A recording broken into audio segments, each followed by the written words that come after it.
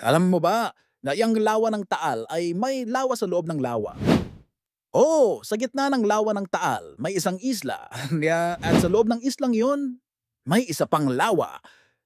Pero higit pa sa kakaibang anyo nito, ang Taal ay puno ng misteryo mula sa pinagmulan nito hanggang sa mga kwentong bumabalot dito. Ayon sa mga siyentipiko, libu-libong taon na ang nakalipas. Napakalaki raw ng Taal Volcano. Ngunit sa sobrang lakas ng pagsabog nito, gumuho ang kabundukan at nabuo ang kaldera, ang ngayoy lawa ng Taal. Pero sabi ng matatanda, hindi lang bulkan ang dahilan. May diwata raw na nananahan sa ilalim ng lawa. Si Diwata Taal ang tagapangalaga ng kalikasan at ng mga nilalang sa paligid.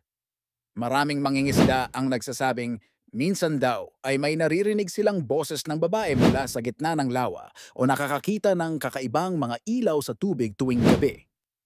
Sabi nila, ito raw ang mga espiritong biktima ng mga dating pagsabog ng bulkan. Pero may mga siyentipiko ring naniniwala na ang ilalim ng Taal ay konektado sa mas malalim na sistema ng magma sa Luzon, dahilan kung bakit kakaiba ang kilos ng bulkan. Alamat man o agham, isang bagay ang malinaw. Ang lawa ng Taal ay isa sa pinakahiwagang lugar sa Pilipinas. Isang lawa, isang bulkan, at isang misteryo na patuloy nating sinusubukang unawain. Kaya sa susunod na mapatingin ka sa Taal, tanungin mo ang sarili mo, ano kaya ang mga lihim na nakatago sa ilalim ng lawa?